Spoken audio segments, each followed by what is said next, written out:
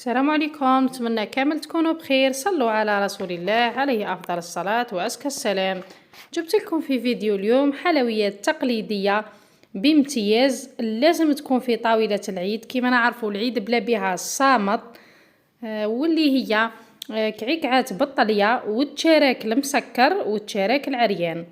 هما حلويات تقليدية رائعة، ما نستغناوش عليها في الأعياد وفي المناسبات تاعنا.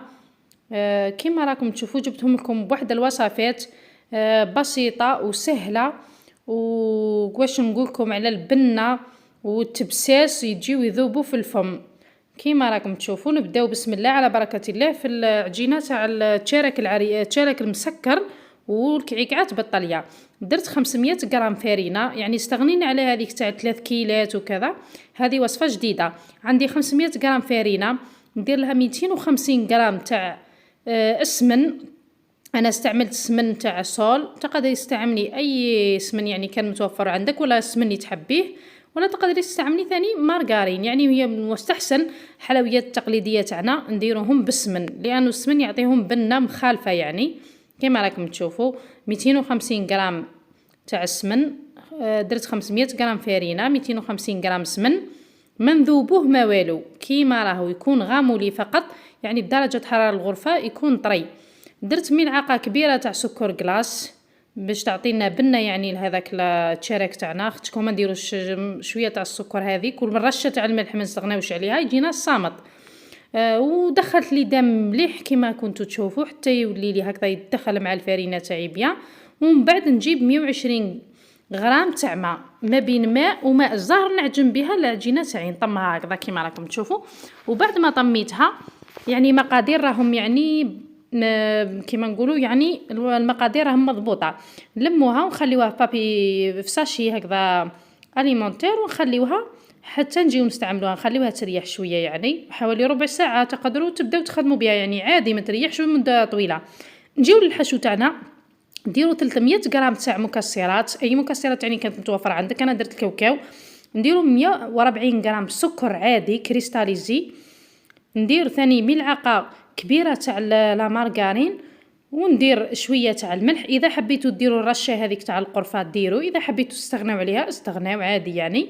ونبداو نلمو في الحشو تاعنا بالماء الزهر كما راكم تشوفوا حتى يتلم معنا هكذا، يولينا كتله واحده، يعني كيما العجينه هكذا يكون طري، ما نديروش يابس وما نديروش يعني جاري كيما كنتو تشوفوا معايا. نجيو لهنا العجينه تاعي بعد ما ريحت شويه، نجي نوزنها. نوزن لي بول تاوعي تاع العجينه 30 غرام، والحشو تاعي راح نوزنوه 15 غرام كيما راكم تشوفوا. تجيني الحبه يعني متوسطه، ماشي كبيره بزاف وماشي صغيره، دوك تشوفوها معايا انا هكذا نحبها. واذا حبيتي تكبري الحبه زيدي يعني في الحجم تاع لابول تاعك، واذا حبيتي تصغري فيها زيدي نقصي في الحجم تاع لابول، يعني لكن الاختيار يعني في التشكيل تاع العجين تاعكم.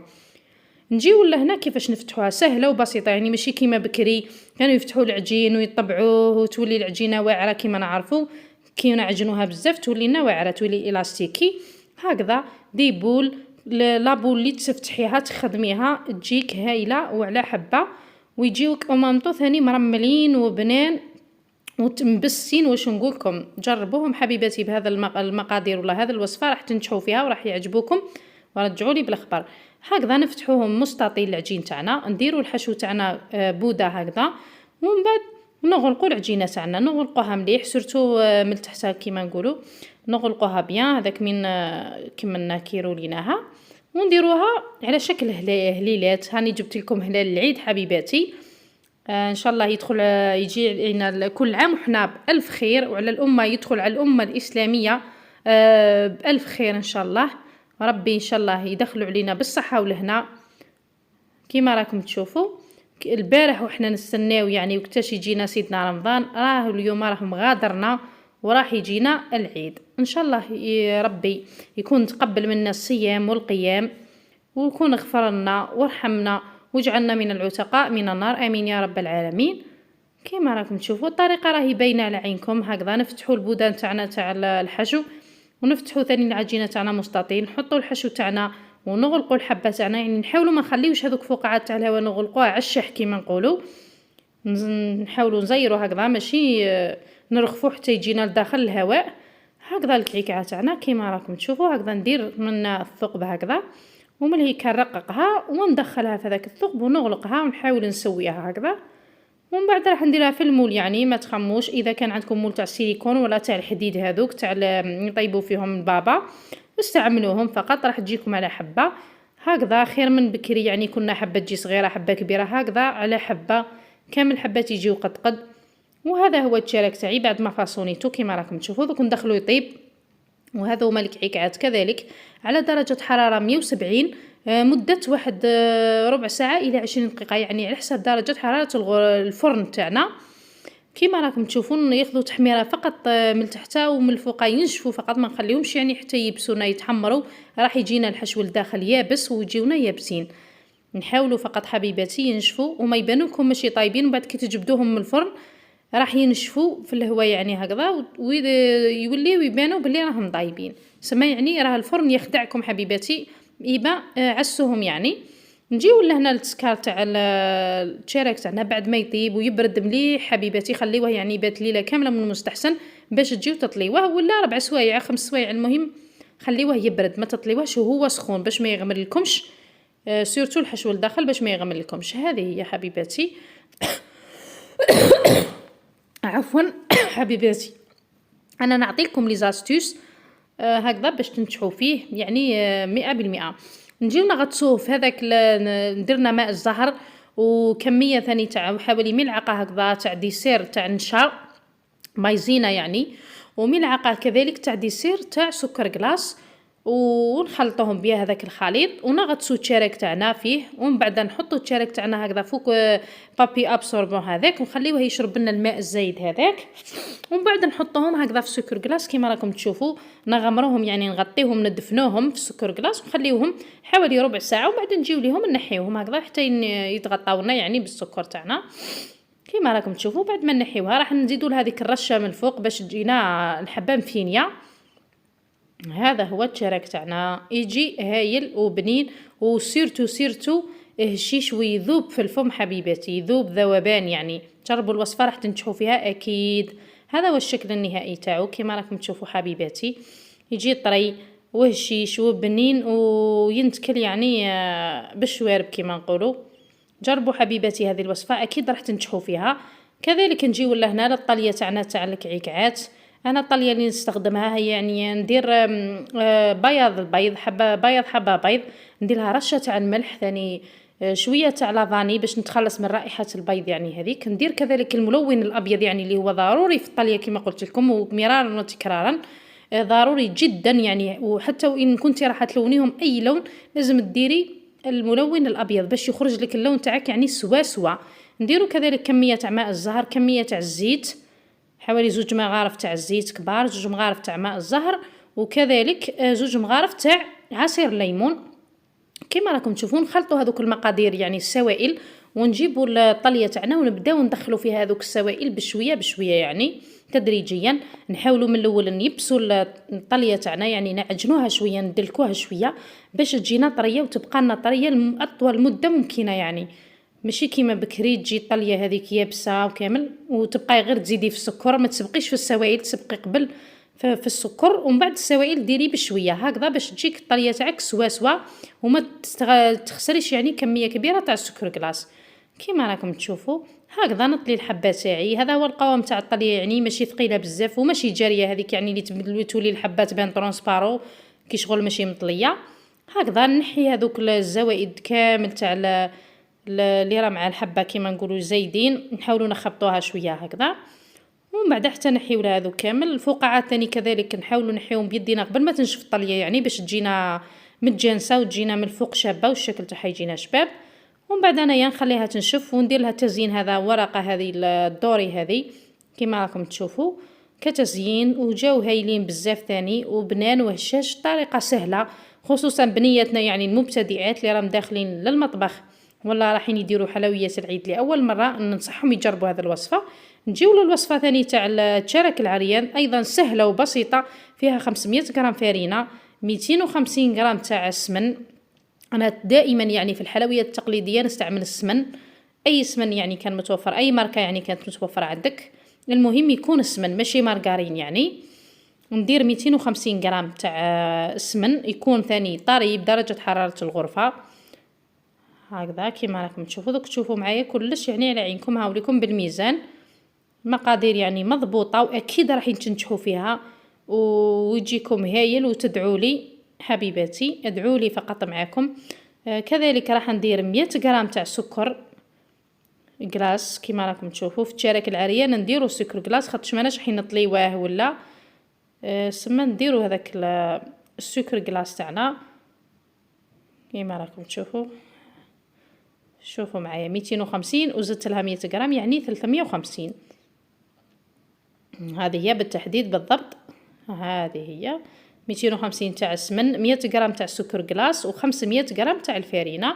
ندير لها ثاني ايضا الرشه هذيك تاع الملح، ما نستغناوش عليها يعني في جميع الحلويات تاعنا دائما يعني وابدا. في الحلويات كامل اللي نديروهم الرشه تاع الملح ما نستغناوش عليها.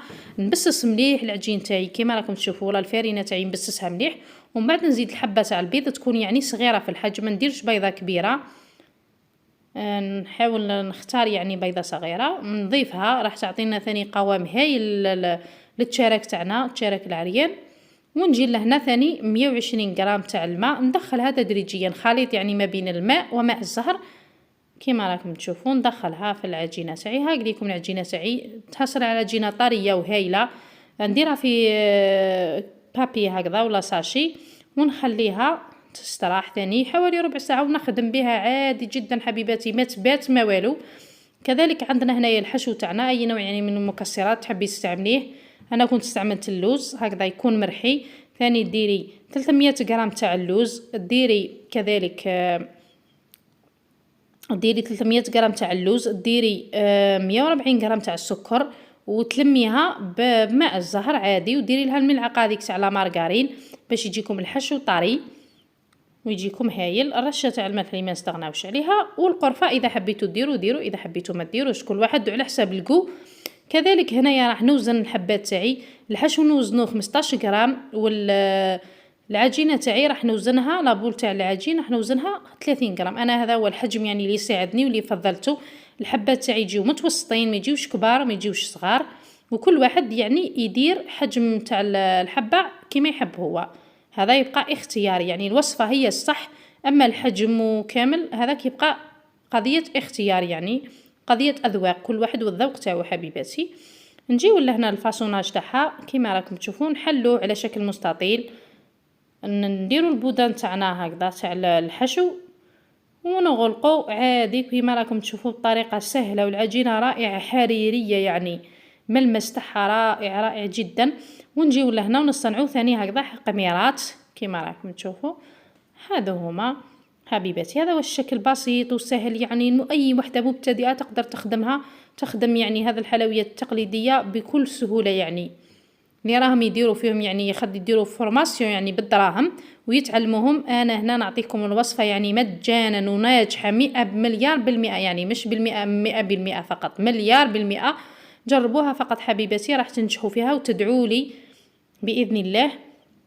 كيما راكم تشوفوا هنايا بعد ما فاصونيهم راح نغطسهم في بياض البيض، نكون ضربته هكذا يعني ما نخليهش هكذاك باش ما يجي كيما نقولوا ما يبقاش هكذا يسايح، باش يترفد عادي. ونولي نرمدها في اللوز تاعي هكذا اللي يكون مرحي، يكون كاسي خشين شويه، ونحطهم يطيبوا على درجه 170 درجه مده تاني حوالي حتى 20 دقيقه، يعني نعسوهم فقط كل وحده ودرجه حراره الفرن تاعها. هذا هما بعد ما طابوا لي الشكل يعني النهائي تاعهم، وبعد ما يطيبوا هما سخونين يعني كي نجبدهم من الفرن رش عليهم، دير عليهم هذيك الرشه تاع السكر كلاص، رشه خفيفه فقط كتزيين، يعني اذا حبيتوا ديروها، اذا حبيتوا تستغناو عليها استغناو عليها. وهذا هو الشكل النهائي تاع الحبيبات تاوعي ولا الحلويات التقليديه تاعي، الكعكات المطليين والتشارك المسكر اللي ما نستغناوش عليه يعني هلال العيد. هذا هو الفال تاع العيد حبيباتي، كي ما نديروش التشارك ما يجيناش العيد حلو، ما يجيناش العيد يعني بنين. هذه هي التشارك تاع السكر يعني المسكر، وتشارك العريان والكعكات المطليين بالطليه كما كنتوا شفتوا معايا. طريقه سهله وبسيطه، نتمنى تنجحوا فيهم، تجربوهم وتنجحوا فيهم وترجعوا لي بالخبر وتقولوا لي على الوصفه، يعني انا متاكده باللي رايحه تنجح معاكم 1,000,000,000% حبيباتي. سورتو بنياتنا المبتدئات اعطيو لهم حبيباتي يجربوا، خلوهم يجربوا. هاي ليكم راح نقسم معكم حبيبات تاعي. شوفوا الموس يدخل فيها يجري كيما راكم تشوفوا. شوفوا باش تعرفوا يعني الطراوه يعني والهشاشه تاعها والبنه والخفه. دوك تشوفوا معايا شوف طريه طريه، واش نقولكم تذوب في الفم. الطليه ثاني كذلك تبقى طريه يعني ورائعه. كما قلت لكم لي زاستيس تبعوا فقط الخطوات واش قلت لكم، وتبعوا واش قلت لكم ديروا، اكيد راح تنجحوا فيهم. كذلك راح نقسم معكم التشارك العريان ثاني جاء، واش نقولكم قوام رائع جدا يعني. البنة يعني لا تقاوم، يعني هذو الحلويات لا يعلى عليهم يعني، بالرغم من انه ظهروا بزاف حلويات بريستيج ومنا وملهي كيما يقولوا، بصح يبقى التقليدي يعني كيما نقولوا هو الصح وهو الاهم، وهو التراث تاعنا اللي لازم نحافظوا عليه. كيما راكم تشوفوا هنا ثاني تشارك تاعنا المسكر راح نقسمه معاكم. ثاني جاء هايل يذوب ذوبان يعني، هاوليكم جاء رائع جدا. نتمنى تجربوا الوصفات وتنجحوا فيهم، وجربوا هذه الطريقه خصوصا يعني نستغناو على هذيك تاع 3 كيلات وكذا وكذا، نستعملوا هذه 500 غرام 250 غرام تاع ليدام، راح تجينا روعه وقمه يعني في البنه ولا في الذوق ولا من ناحيه الشكل يعني كما راكم تشوفوا على عينكم. كلش راهو باين. ونتمنى لكم حبيباتي عيد سعيد مسبقا يعني حبيباتي، وان شاء الله ربي يدخل علينا وعلى الامه الاسلاميه بكل خير يعني، وربي يحفظنا وربي يحفظ بلادنا يعني، ويحفظ عائلاتنا واولادنا، ويدخل علينا ربي العيد بكل خير وبكل فرح وبكل سرور. ونتمنى لكم السعاده حبيباتي، والى اللقاء الى فيديو لاحق. مع السلامه حبيباتي، سلام.